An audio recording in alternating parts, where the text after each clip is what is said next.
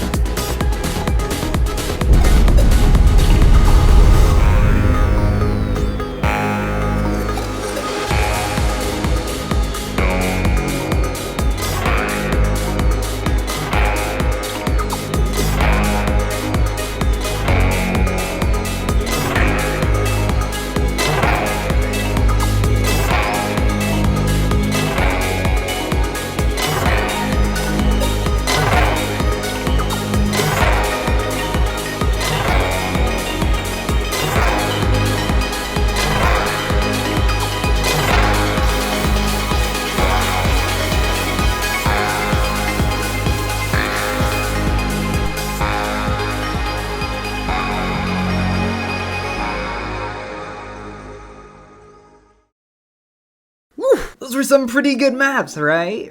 It was worth the wait, wasn't it? I know it was, you don't have to tell me. Anyway, for those still here, I'm gonna do a little post-game show and do this little scuffed dev commentary on Beneath the Ruins, because Beneath the Ruins is by me and Green TV and Space Elephant Z. It's a collaboration between the three of us. I handled most of the detail and was assisted by Green TV, and Space Elephants did all the gameplay. So I'm just gonna walk you guys through the thought process behind this map and the inspirations and references and that sort of thing. So we have the spawn room here. Obviously this is based on the one in game, and the one in game is based on the FE1 code cracker room. Of course, the lobby is filled with lava now, so your way is kind of blocked. You're not getting back out there. This room was mainly done by Green TV, and we wanted to expand up this area here because in game it's this really cramped pipe, but instead we have this more open area to where you can swim, get this button, climb up this truss, and then go through the vent. And then, whew, you can see some stuff out there, but we're not going there quite yet. So after you climb up here, you go through this vent into this FE1-esque room. Now this room isn't based on any real room in FE1, but instead it's inspired by the same room in the original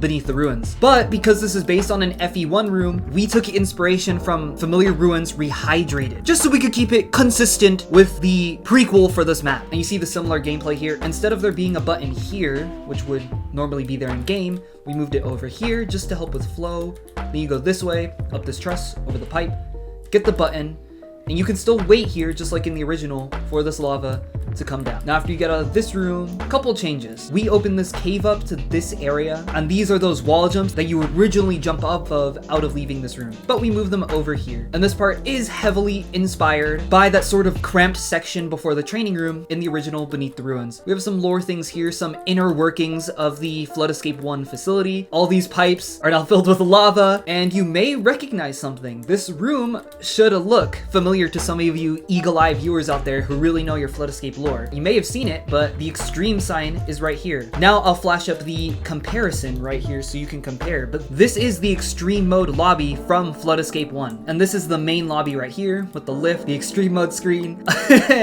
Room 3 is never gonna come.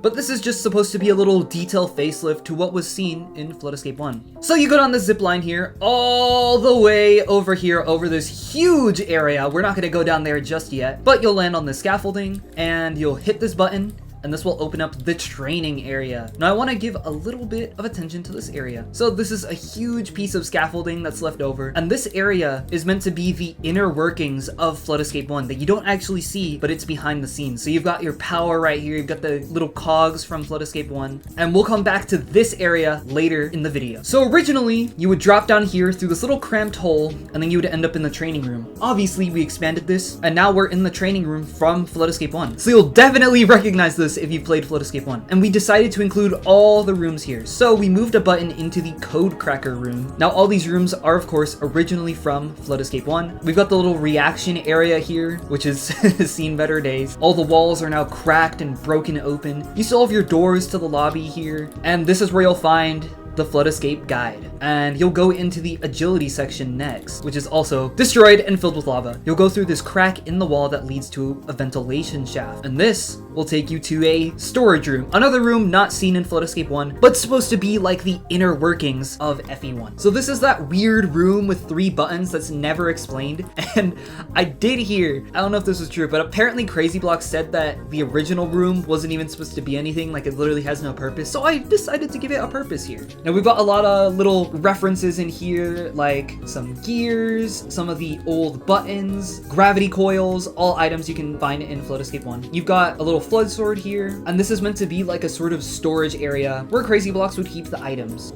And up here in this little section, we've got, flood shard. I wanted to include every single Flood Escape 1 reference that I could think of, because this is like the Flood Escape 1 map, other than Familiar Ruins. This is supposed to be Beneath the Ruins, so obviously I wanted to include the inner workings and behind the scenes of Flood Escape 1, at least my interpretation of what it would be. Moving on from the storage area, you'll be back to this huge area, and now I'll go into just all the lore and details in this area. So starting out here, we have this little sign that says storage because that's the storage room. We've got some retro slop texture here. We've got cooling. This pipe here would lead to some other area, maybe cooling off the facility. Obviously that didn't work because it's filled with lava now. Maybe that failed. Maybe that was sabotaged. Who knows? I don't know any lore. I wanted to have these areas just sort of be like little observation decks that they're observing the flood escape rooms, which we're about to get to. We've also got all these catwalks here, which would once be used by the flood escape workers, you know, who are maintaining the facility, keeping everything in check. So after this zip line, you'll land on this pipe, which takes you to another Flood Escape 1 room. Now this room is actually, this is it, which is a room from Flood Escape 1. This upgraded version comes from Familiar Ruins Rehydrated, which you could still find in game right now. Not this destroyed version, but you could still find the real one in there.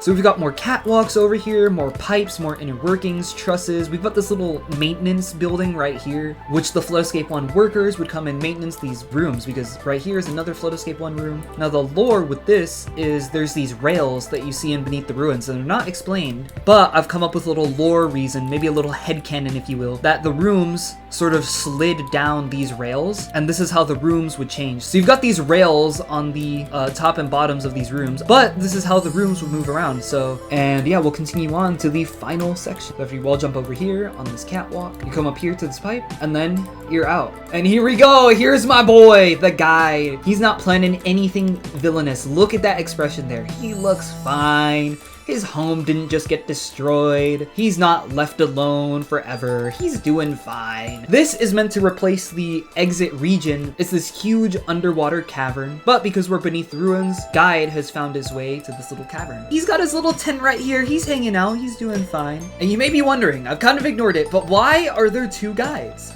It's kind of weird, isn't it? Now, you didn't see it in my video, but the ending is actually a variant. So you could either see the guide sitting at this table here, or you'll see the guide on his little raft sailing away. And I'm really happy with the gameplay because, like I said, the original Beneath the Ruins is extremely cramped and it's got a lot of little janky moments. It's not like the worst map ever. I don't want people to be saying like, oh, Chris Sumler hates Beneath the Ruins, and no, that's not true. Space Elephants did really well with the gameplay and really expanded on what we see on the in-game version of Beneath the Ruins, because if you match the pathing to the original, you'll see these similarities here. But all in all, I'm very happy with this remake and I really hope you guys like it. I worked very hard on this. It's taken a very long time and I'm very sorry for the delay of the wave, but we got it out to you guys. I'm sorry that this is kind of scuffed. I have exams and I need to study and I'm here recording this literally 12 hours before this video is supposed to come out. So yeah, I hope you guys enjoy, and I don't know, like and subscribe. I've got more exciting things coming up soon. I've got a secret map project that I can't reveal yet, but it's been done for a very long time